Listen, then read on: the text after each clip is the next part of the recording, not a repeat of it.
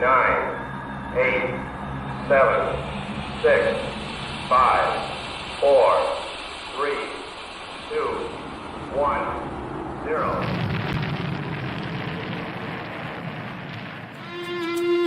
It's the Rocket Hour. Y'all are now tuned in. Time to hit the pick four that you'd love to win. If your money's coming slow, step on the faster track with your host, Ricky Pasternak. Let's go.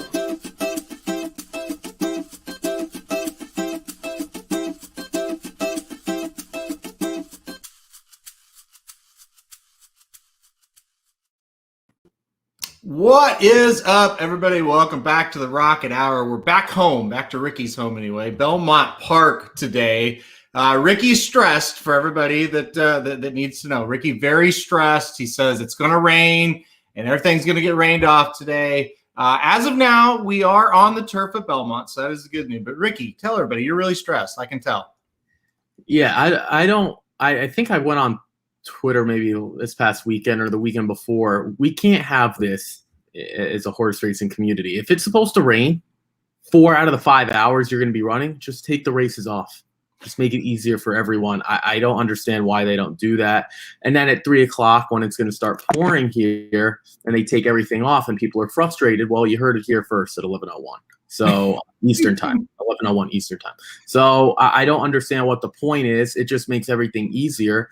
And it's not like we have any massive stakes races that need to stay on. We're talking about horses that if they want to stay on, great. We have a maiden claiming we're going to talk about. We have an allowance. That's a nice New York bred allowance. A claiming that's already on the dirt.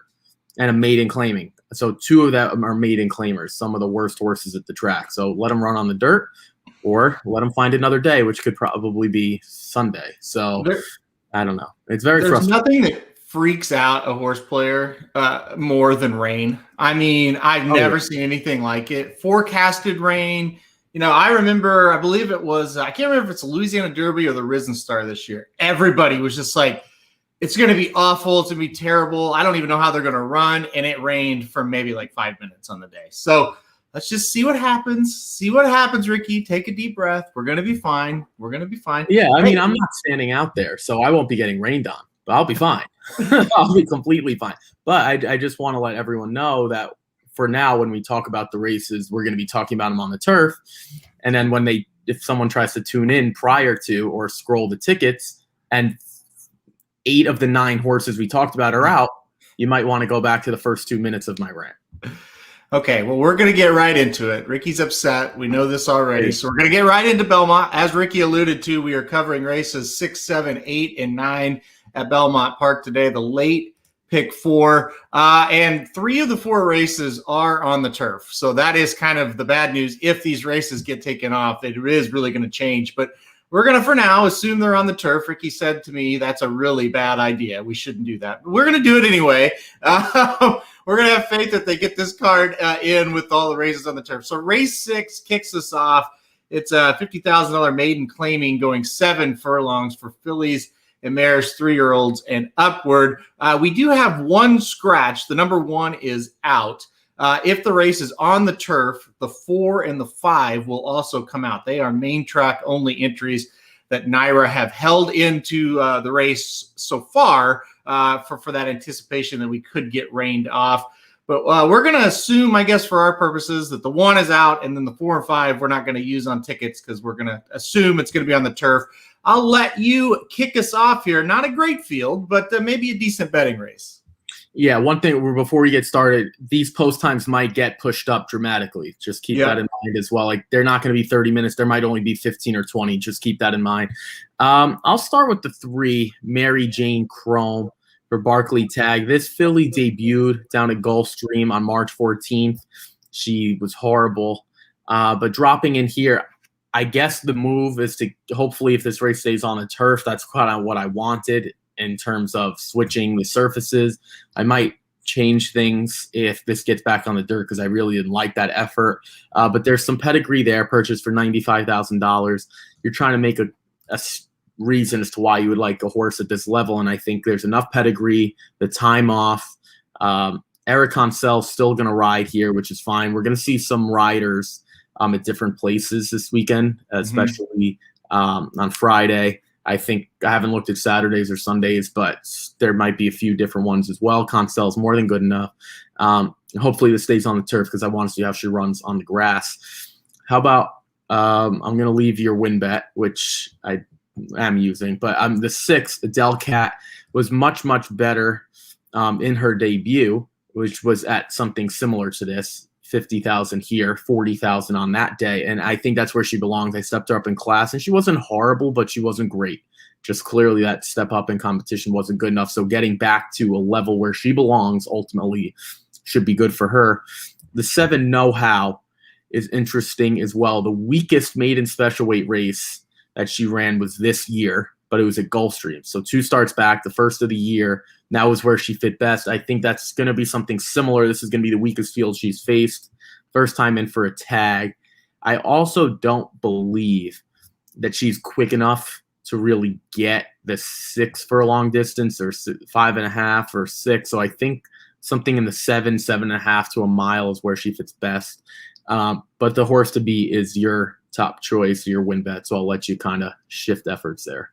Yeah, I kicked it off with a win bet on the number 8 evidence-based, and it's kind of just a situation where all she has to do is kind of just run back to that last race, and it should be a win. The only thing that has me, I don't know, I guess a little worried, the horse debuts in a $100,000 maiden special weight at Churchill Downs and didn't run awful. I know got 10th, but was only beaten by 5, so it wasn't just an absolutely terrible race.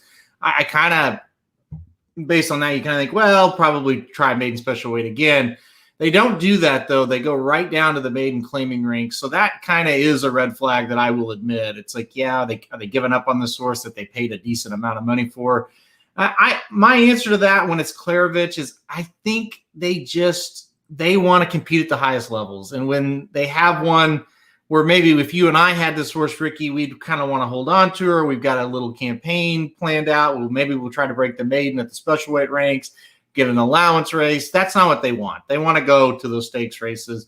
So I don't think I don't really think they mind if they get rid of this horse today, if they lose this horse. So that's why I ended up still going with number 8 evidence-based. We've seen some droppers for Klarovich Stables and Chad Brown that have run pretty well at this meet. So I don't know. I just think if she shows up, with kind of the race she ran on her debut, she's just a little too fast for these, and I think she'll mow them down late. Manny Franco aboard. Him and Chad have really teamed up to do pretty well at this meet. Franco doesn't ride for Chad a ton, and it's usually horses like this that he gets on. But he has done pretty well for Chad Brown, as really every jockey does pretty well for Chad Brown. So, yeah, I thought evidence-based. If she runs like she's supposed to, she's a standout here, right?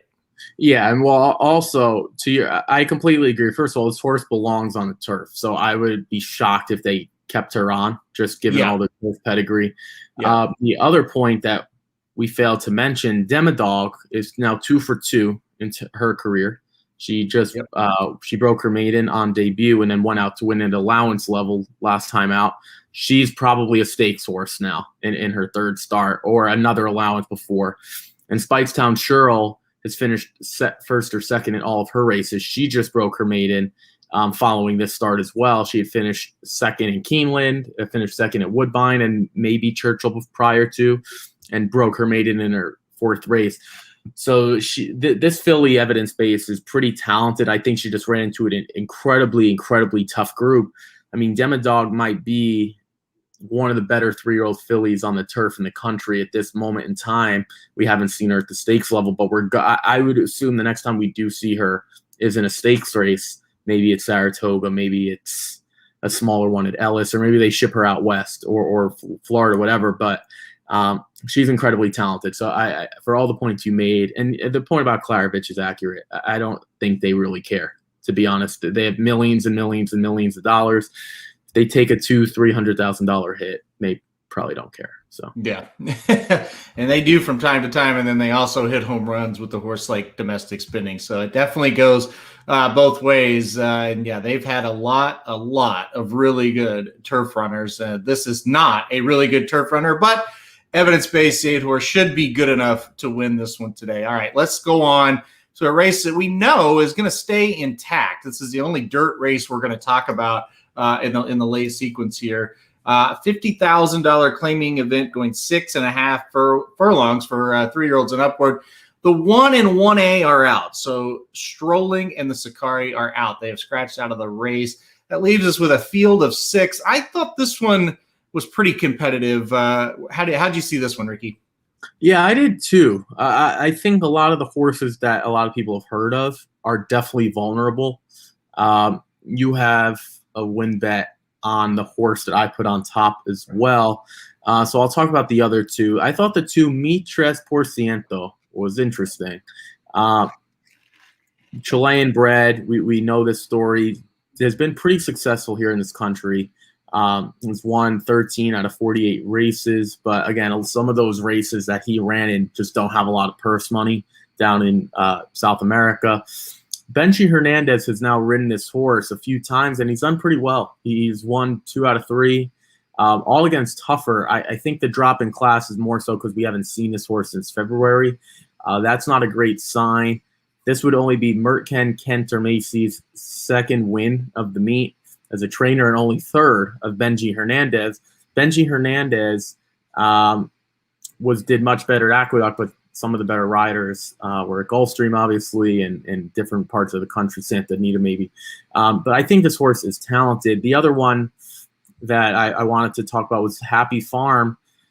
I mean, maybe Happy Farm's not as good as he used to be, right? He ran well in the Tom Fool last March. He ran poorly in this year's edition of the Tom Fool.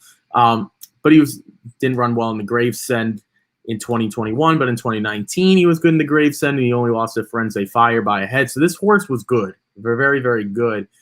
He's probably just an expensive claimer at this point. So, and that's okay. And we saw him win last time out. I think he needs to be considered, but your top choice is also my top choice. So I'll let you kind of break him down.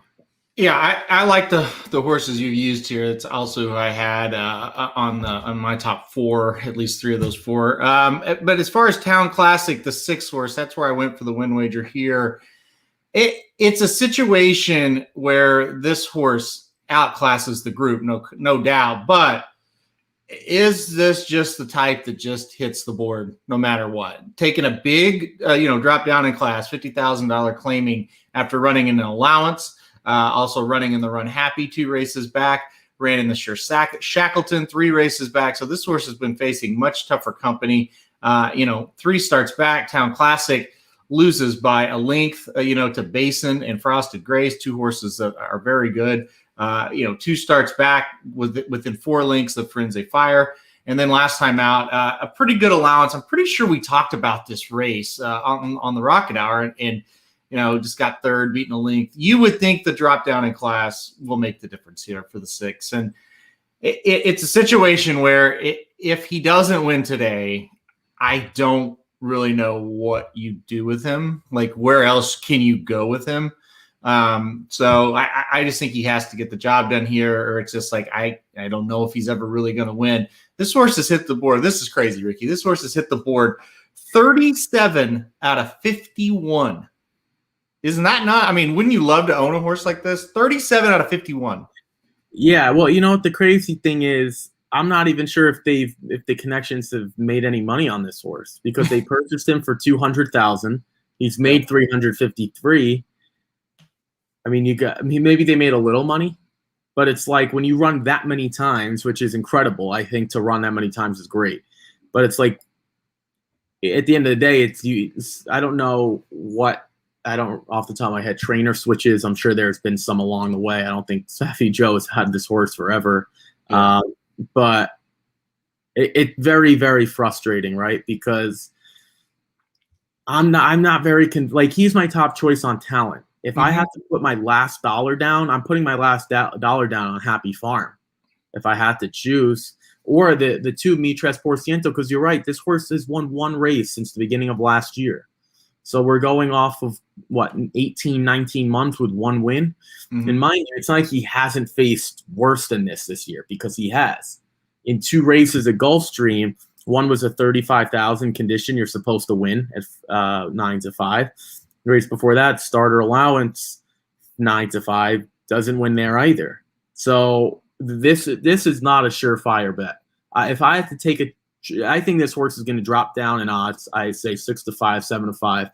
I'll be more than happy to get 9-5 on Happy Farm, and I'd be more than happy to get 7-2 on Mitres Porciento. And I would take a shot if I had to eliminate one, just because this horse is just unreliable. Yeah, Sappy Joe's had this horse for 10 starts and 6 seconds 3/3 in 10 starts. I mean, that is really, really incredible. The only off the board finish was the first start with Sappy Joseph. I got fourth, beaten 10, just ran horrible. But since then, 6 seconds 3/3, and it's a situation where, wow, that's great. Like this is a cool horse. But at the same time, it's like, holy hell, can you imagine betting that horse at 2-1 and 3-2, 9-5, 9-5, 2-1, and losing, every time? As a bettor, you would definitely hate this horse. But Happy Farm, he's interesting. I shouldn't say I didn't like the last race, because I did, but it wasn't like a win that was just over the top impressive that makes you think he's just going to roll here. I think spreading a bit makes sense. I think he is beatable in this spot. But yeah, I mean, it's always good, right? And I don't know if you look at this or not, but when you get to the claiming level, sometimes a horse that's won at the level, you almost take above a horse that's dropping down, because it's like, we know what he is, right? Yeah, no, I completely agree. And that's kind of where I looked at it, where I was like, the biggest thing for me, and I'm starting to gain momentum on this, where's your story? Like, build a story for the horse. Try to figure out what the connections are thinking. Try to think out what the jockey, not jockeys much, but think about what the trainer and the owners and the connections are thinking. That's your best scenario to try to win a race. I don't care if you know how to handicap or pace setup or not, because the jockey's not really relevant, because Irad Ortiz is not with this horse every morning. He's not riding the horse in the morning. If we're talking about essential quality, a horse like that, yeah, the jockey's going to be on him every time he hits the track. Happy Farm at this point in his career, that's not the case. They're just putting an exercise rider on him. Or maybe if Rob Atras is bored, he'll get a board and jog the horse. You know what I'm saying? Like, it's one of those types of things. But at this point, you could just see his last 2 claiming starts, he's won. This is just where he belongs at this point. Maybe he can step up to a lower level allowance. I wouldn't love him there, but he's an expensive claimer at this point. That's just where he is. Because if you look at his races in late December of 2019 into 2020, his 2 races in those points, he was a much better horse. He was 5 and 6. So that's where he is. He's an expensive claimer. It is what it is. We'll get an indication if he could still run. This horse has been much more profitable than Town Classic, because this horse has more wins. Yeah. If we go off percentages, so I'll do it on my laptop right now. 18 of 25 in the money. That's 75%. You got 37 for 51 is Town Classic. It's literally identical, 73 to 72. The difference is one horse has 550,000, one has 302. So mind you, only run half the time. So I'll put my trust in Happy Farm, because if you extrapolated that to 50 starts, this horse would have won $1 million. So I'll take Happy Farm, and I think if I had to place a win bet, that's what it would be for me. Yeah, I mean, Gavin Henry, I 100% agree. When you think of a horse that hangs, Town Classic, that's definitely the definition of a hanger, no doubt about it. Ricky using big words and doing math, so we're going to keep the momentum rolling, because that was really good. We're going to go to the 8th race, and as you see here, some of the also eligibles, they still have them listed. So the 8th race, we're back to the turf. We'll be on the turf for the last 2 here. I definitely thought this was I don't know, definitely, but it's probably the best race on the card for me. It's an allowance going 1 mile and a 16th, like I said, on the turf for New York bred fillies and mares, 3-year-olds and upward. Like I said, main track onlys, they might come out, they might stay on. We'll see what happens there. How did you see this one? I like I said, I thought this was a pretty solid race.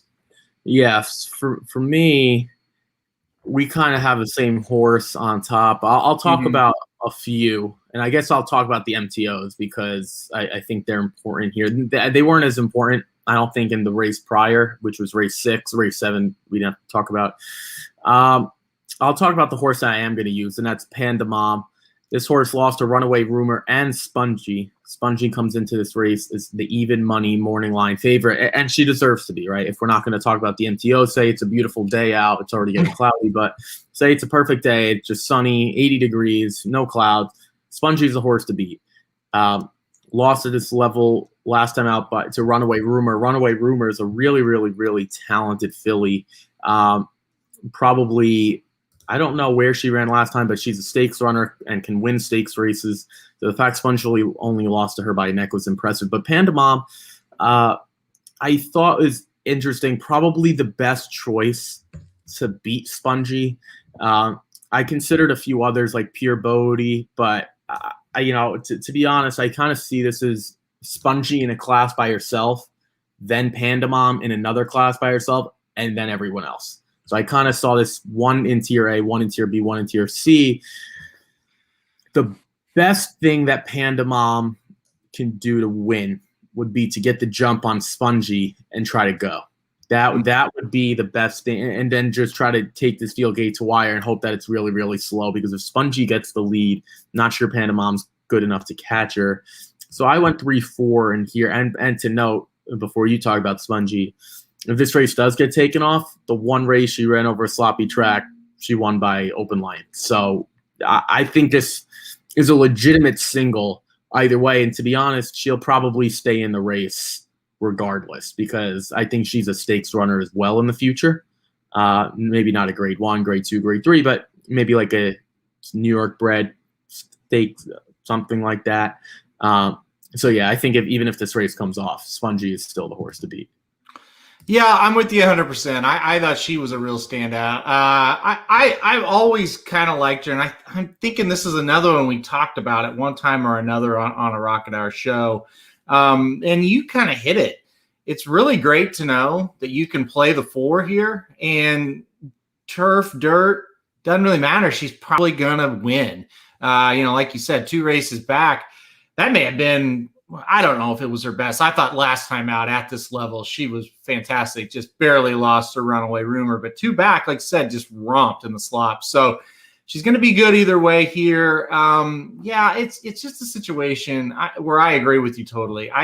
Sometimes you get in these allowance races and you look through them and you handicap them, and it's like, yeah, these are always going to be allowance horses or worse, right? You look at a horse like Spongy, you look at the connections, Belmont, Joelle Rosario, you look at her past performance, and you're like, she's on her way to a stakes race, and it will happen once she, clears this hurdle. They're going to clear this level. They're going to keep running her, where she can, clear her conditions, and then get her in a stakes race. This is probably a horse we're going to see, at Saratoga in 3 or 4 weeks that's entered in a New York bred stake. So I'm all about Spongy. I'm with you here. So, and the other horse, if it does get rained off, the 11, I do think will be the other one you might use with the 4. The 11 does have really solid dirt form, but still the 4's number on the dirt better than the 11's anyway. So anybody, you mentioned 3, you mentioned the 4's. Anybody else you want to talk about? I think the 9's interesting too. Okay. Finished 4 out of 7 on the dirt if that one comes off, so I wouldn't be surprised to see her on. She's just started running on the turf more recently. They've been all over the place with this horse, but she didn't lose by that many to Spongy last time out. I don't think she's horrible. I'm just not sure. It's weird. On the dirt, she showed a lot more speed than she has on the turf. And she hasn't been good on wet dirt, which that's what it would be, obviously, if it's taken off, especially later in the day. But Jose Ortiz getting back aboard, I think that one was interesting. I think the 10, if I had a chance, is interesting also. Has some wet dirt experience. That's an MTO as well. I'm curious to know what would happen with the 11. That's a really tough post to overcome, depending on how many are going to be drawn out. Same thing with the 10. So we're going to have to see. What did you think of the 7? Okay, honey. This horse is 7-2 morning line. Mm-hmm. That looks like the worst 7-2 morning line I've ever seen. Now, it is difficult to project MTO morning lines. I'm not really sure why they do that. But how could you have, if I had a chance, at 8-1, just ran at an allowance state bred, so same conditions as this basically. That was taken off and thrown on the mud. This horse finishes third by 2.5 at claiming. And the race before that, similar conditions to this on the dirt, finished 7th by 10.25. So I'm trying to understand what would make this horse 7-2. And the connections are horrible. I get Robert Falcone Jr. on the 10. So I'm trying to understand what that is about. Unless I'm looking at a mistype or some misinformation.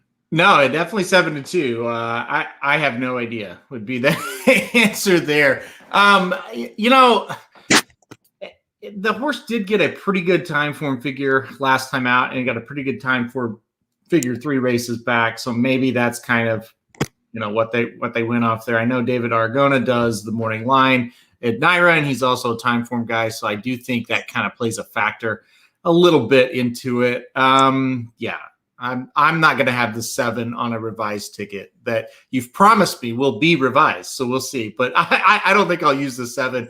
I'm with you, and I'm with Gavin as well. That 10, I definitely think can play a factor. I don't love the 2 that well, but I get it. The horse does have dirt form. But to your point, Gavin, I'm with you. I hope it stays on the turf. I think Spongie's a much tougher horse if it stays on. I still think, yes, she can win, but there are some challengers there. So hopefully it does stay on the turf. If there's one race they're going to keep on, if it's a situation where, we can run one, it would be this one. So, but in a situation like this, weekday, you take one off, you're probably going to take them all off. It's not like a big Saturday. So, yeah, that's just unfortunately how it is. So this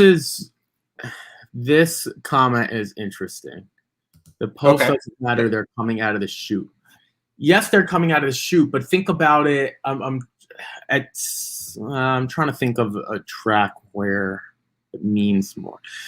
No, I can't think of anything off the top of my head, but like it's Saratoga, right? The first race of the meet is always 1.1 miles because that's how big the track is. It always is. It's usually some poor claimers that should be on a farm, but they run it at 1.1 miles so everyone could wave to the horses right out of the gate. So it starts right there. That's an opening day tradition. They've done it for years. It's like running a dirt race there 1.16 miles. It's like you're starting right into the turn. They would never do that because it's a massive disadvantage. Coming out of the chute here is still a disadvantage because it's a very quick chute and it's a very sharp turn. I'm looking at the I can't really pull it up. I guess I could, and maybe I'll try to after I say this. They're not coming this way. They're coming like on a vertical. So it's a very, very sharp turn. Maybe not when they break, but it's extremely disadvantageous to start from the outside. To start from the inside sometimes because it's such a sharp turn. So you're going to see a lot of horses get shuffled. Again, it depends on what happens with these horses coming out, because all of a sudden we can go from a field of 12 scheduled. I don't think anyone's scratched out. We can be down to a field of 5, which in that case, it's not really that big of a deal anyway. But I don't want to disagree. I think I push back on this because Belmont's very weird. Their turf courses are very weird with their chutes. They're the only track in the country, I think, who runs like this. I think Santa Anita has one, right? Isn't it like is it the Charles Whittingham? Is it that race? One of the right-hand turn, yeah. They have to cross over the dirt, but that's like one race. Belmont is very consistent, especially on the inner turf. So, but again, it probably won't be an issue if they scratch out a bunch of horses, which at that point they would anyway. So, yeah, and like I said, there's a good shot of it. So, for this race, it doesn't really matter. But in the future, you do kind of have to look at that. And like you said, but for today, probably shouldn't matter either way. They could be breaking from the parking lot, and it doesn't really matter. So only 4 or 5 horses. All right, let's get to the finale, and we're still on the turf here. We got a field of 10, no scratches out of this one yet. It's another maiden claiming $50,000. This one going a mile and a 16th for maidens 3-year-olds and upward. Like I said, field of 10. Another race, at least in my opinion, where you could go a lot of different ways. I see you use 3 horses here, so kind of tell us what you were looking at here. Yeah, this was really tough, to be honest. There are a lot of horses in here that I think are going to be career maidens, and I try to avoid some of them. But my top choice is guaranteed to be a career maiden if he doesn't here, and that's the 6 Bailout. We both have the 2, so I'll let you talk about that one. Mm-hmm. Bailout kind of seems like he's getting better, and I'm not sure why that's the case. I can't make the case, at 6 years old, he's getting better. That's like a weird case to me. 6 starts ago in Saratoga, he was running against Starter Allowance Company. I've never seen anything like that before. Now, we've seen horses, especially like Wesley Ward. He'll run horses who finish like second in a maiden special weight and then in a stakes race. The maiden special weight is more just a lack of experience. This horse was like 0 for 16 running in Starter Allowance. I had never seen anything like that before. I watched that race. And I was like, this horse is kind of decent. I watched some of his maiden special weight races. I think the maiden special weight races, some of them were better than that Starter Allowance field that he faced. But when he's running in for a tag, he kind of seems halfway decent. And the fact that he comes in at 4-1 is interesting too. Maybe David Aragona knows something, maybe not. But his time form figures, like you said, Aragona is a time form guy. Mm-hmm. They kind of stack up. And the last 2 efforts just on paper without the time form numbers look decent. And the other one I thought that was interesting was Prince of Caps. Only the 3rd start this year, but only going to be the 2nd start on a firm turf course if we get that. Again, if this race comes off, I'm not going to use this horse because dirt form's horrible. But I thought it showed some tactical speed. Going to get Manny Franco for the 3rd time aboard. Makes some sense. But your top choice, and actually my second horse, Inspiration Point, is going to be tough to beat and probably deserving of the Morning Light favorite.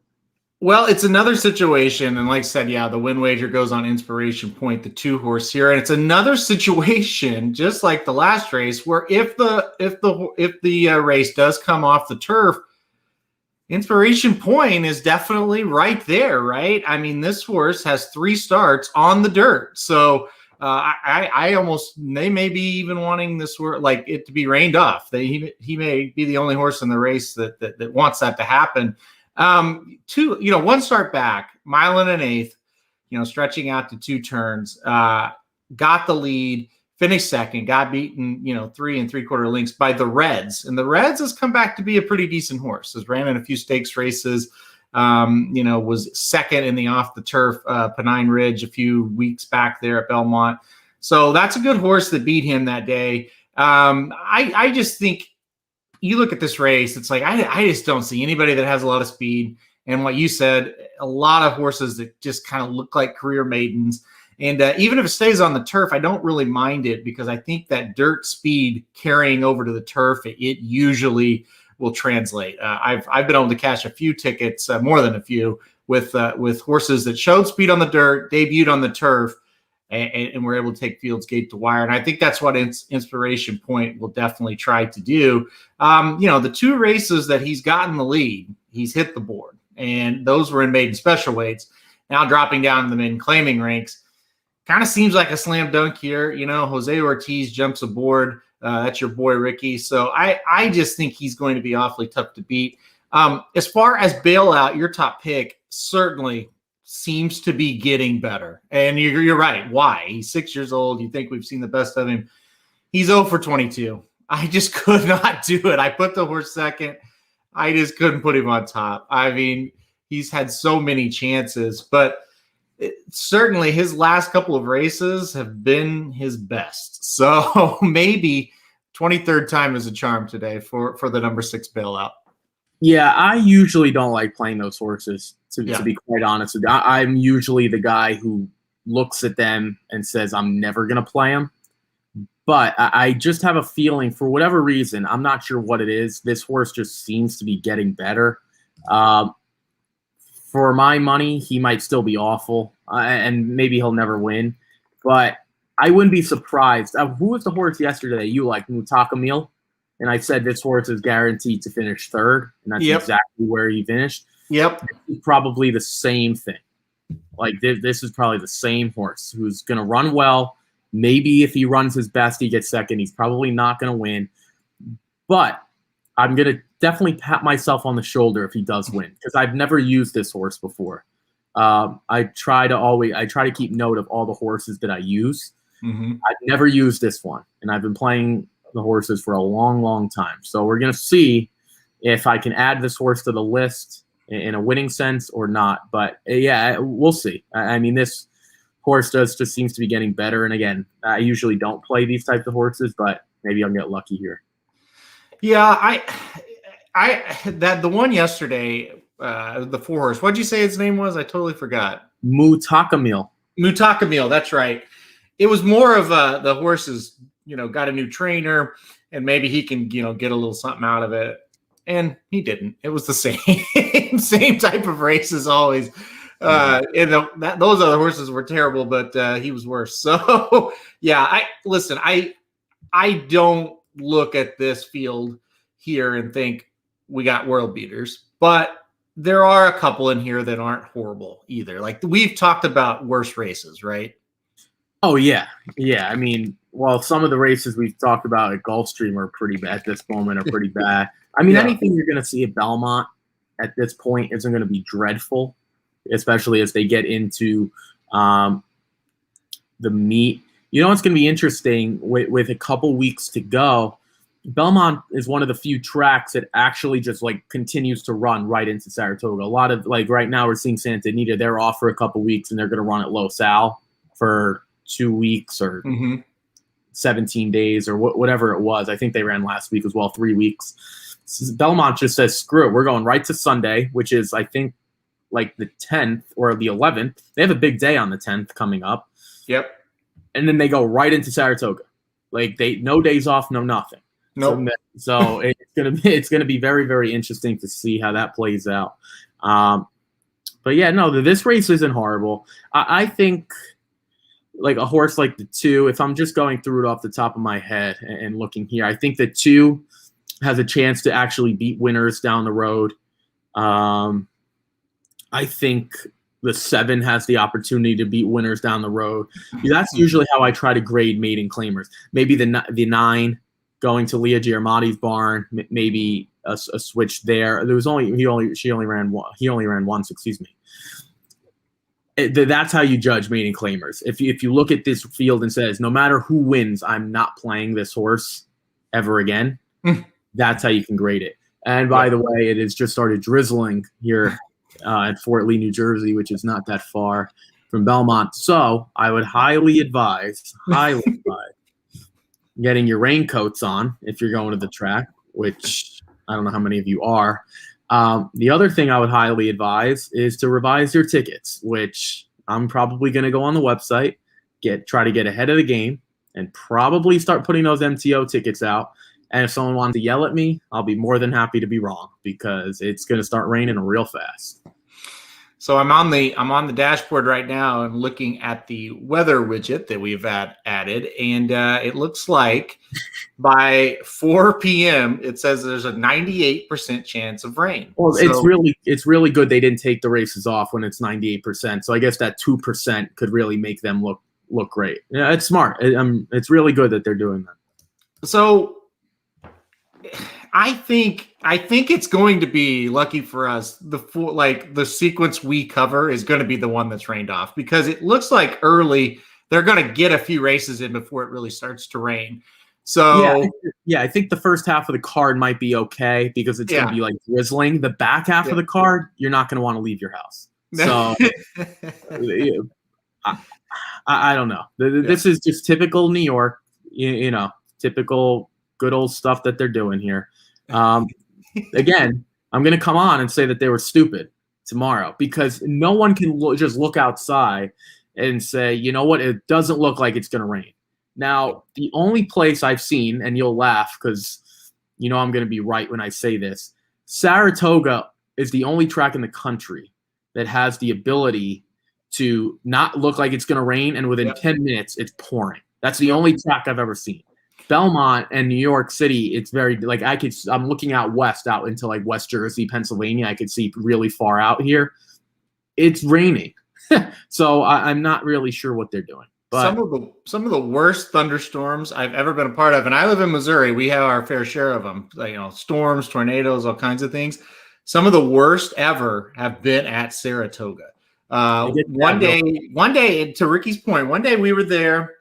It was beautiful. There wasn't a cloud in the sky. There was no rain forecasted.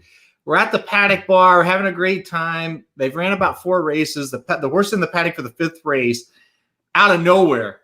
I mean, a monsoon. They had to cancel the rest of the card. It was a monsoon of rain. It poured for like an hour. Like it was flooded trying to get back to our car out in the streets.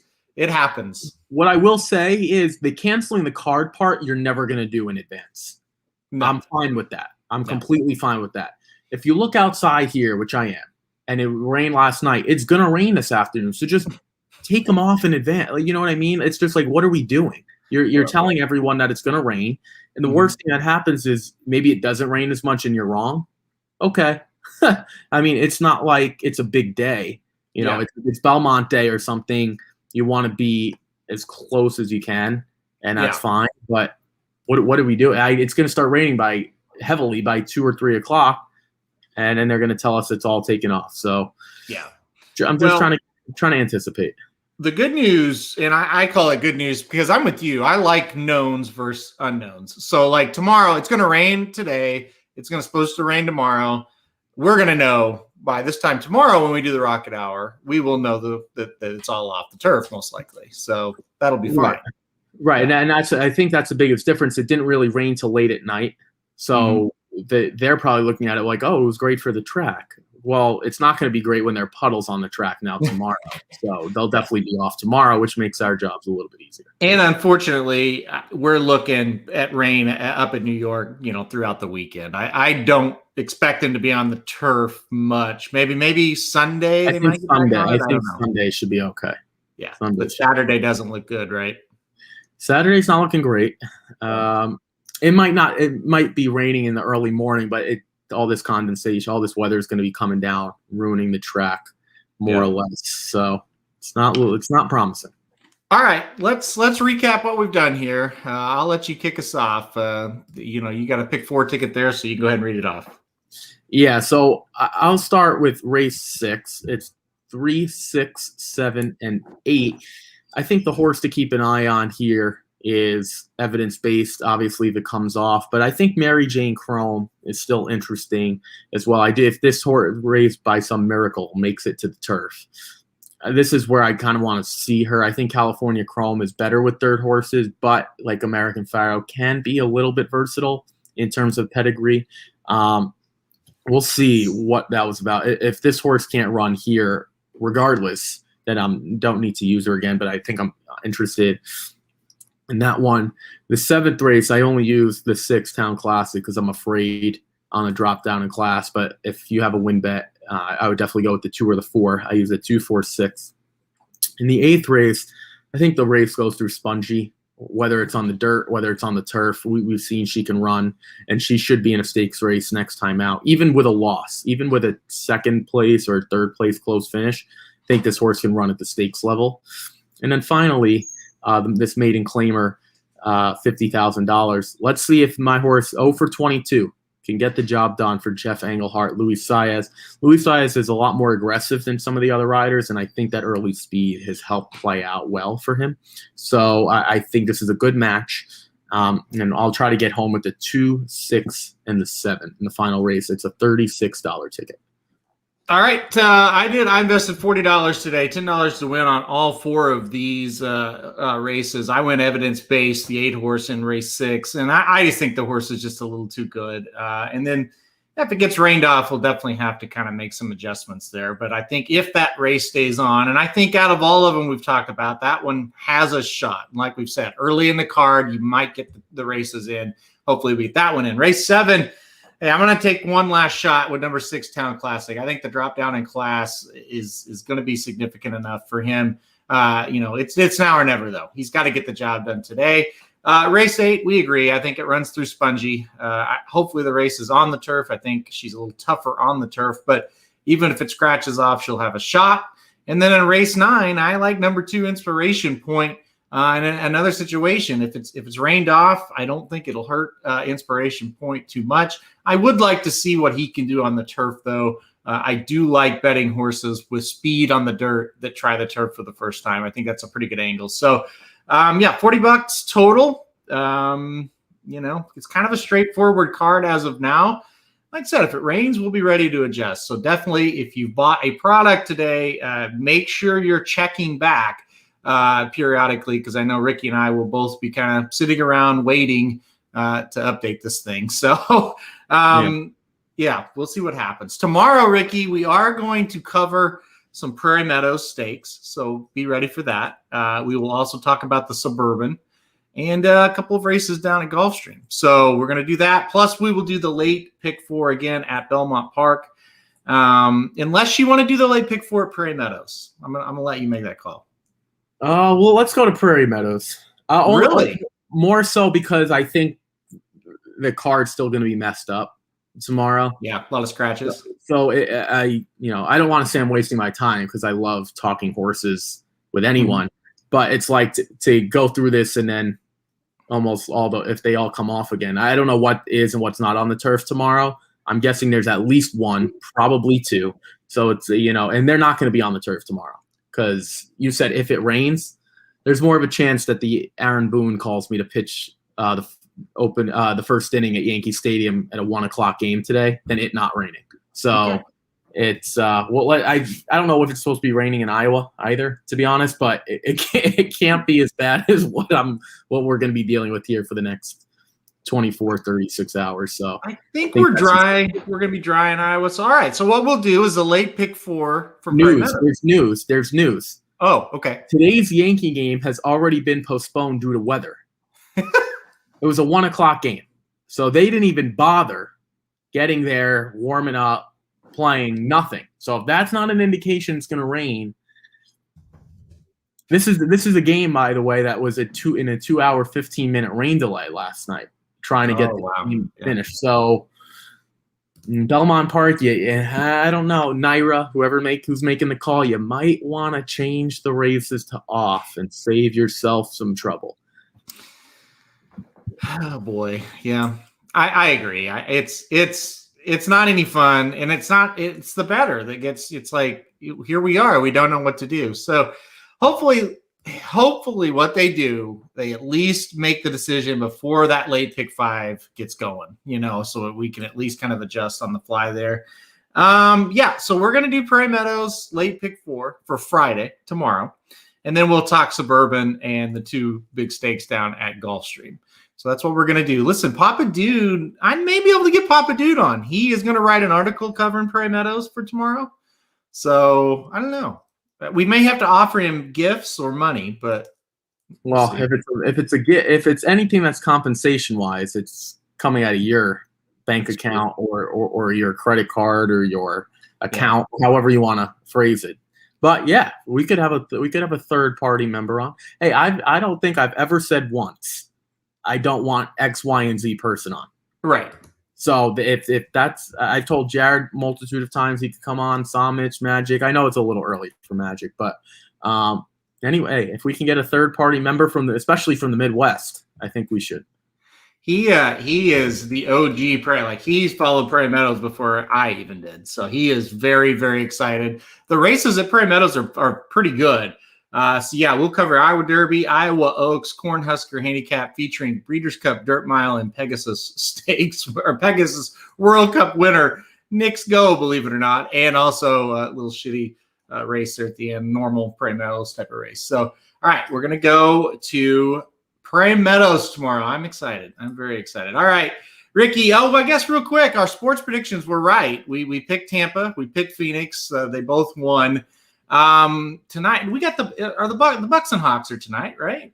Yeah. Yeah. I think each team is going to win at home through the rest of the series. So I'll say the Bucks in 7. So the Bucks will win tonight. It'll be interesting though, because I think Trae Young might be back.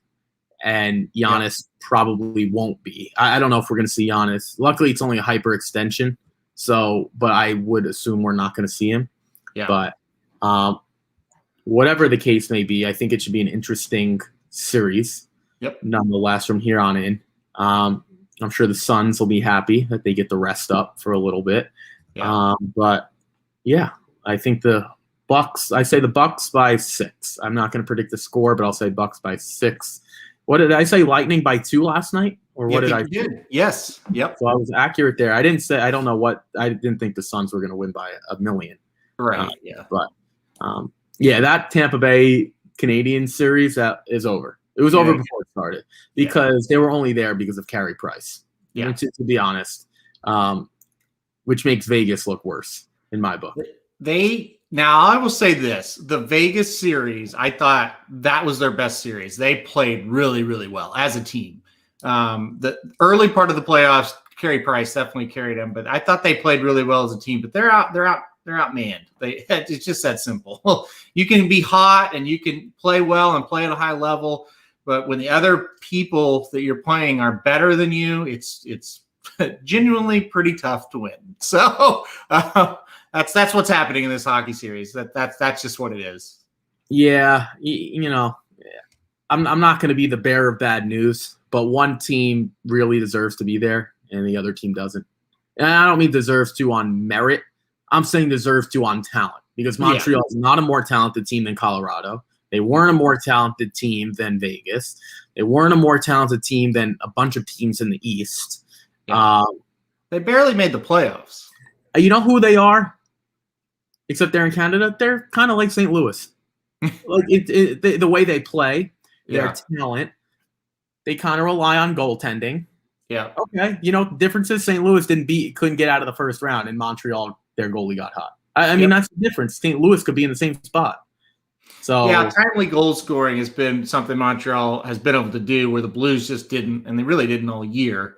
The playoffs, you really can break it down. The goalie got to get hot, and you've got to get some big time, timely goals. And what I mean by that is like it's 1-1, and you get a goal at the end of the second period, right at the end, to just break it back, And then when your goalie's hot and you got the lead, it's hard to beat if you kind of are playing together and get hot. So that's kind of what Montreal's done. But where that comes crashing down is when Tampa Bay can roll out 3 lines that are just fantastic and can score at any time. I mean, you think of it like this. Pat Maroon was on the Blues' second or third line on the Stanley Cup run that we had in 2019. Pat Maroon is now on Tampa. He was on Tampa last year and this year. He barely plays. He plays like 6 minutes a game. Like that's how much better Tampa is talent-wise than the Blues. So, they're looking at back-to-back Stanley Cup championships. That is not easy to do. Trust me. So, all credit to them. Yeah, no, I'm completely with you. I'm actually currently tweeting out a picture of the weather forecast and making fun of Naira in the process. So it's not that I'm not listening. I just want other people that may not be listening to get a firm grasp of what's happening. Well, there go our press credentials. I'm very frustrated. I think I deserve to do this because I think Naira is one of the better racing commissions and organizations because it's all done by state. That's the way it works, which is another topic for another time. But this is embarrassing. It's truly embarrassing that they haven't done this yet. The Yankees, the New York Yankees, postponed their game about 75 to 85 minutes before first pitch and said they're going to make it up in August, like August 16th. That's like a day-night doubleheader or something like that. Naira, on a Thursday afternoon at Belmont that doesn't have any stakes races, are keeping horses on. That's good. That's very, very fair. So, you know what it is? What it is. I mean, right. I hope Andy Sterling comes on Fox Sports 2, I'm sure, and criticizes them just like I am right now. That will make my afternoon. If he might do that. He might. I can see him doing that. Yeah. So, well, all right. we've heard you bitch about the weather long enough. So tune in tomorrow. We may only have like one person watch Prairie Meadows tomorrow, but honestly, you should bet Prairie Meadows tomorrow. It's a great card. And I'm not just saying that. I love Prairie Meadows. I bet it all the time, but this is a really good card. So tune in tomorrow, Prairie Meadows. Tune in later today, Magic Mike Show. I'm not sure what they're going to do sequence-wise. I know they were planning on Belmont. With the rain, they might try to change it up. And then Blinkers Off sometime after Magic Mike Show. You can look for it. So going to be a big weekend. A lot of stakes races from a lot of different places. But before we get to the weekend, join us tomorrow. We'll talk Prairie Meadows, and we might even have a special guest. So good luck to everybody wagering today.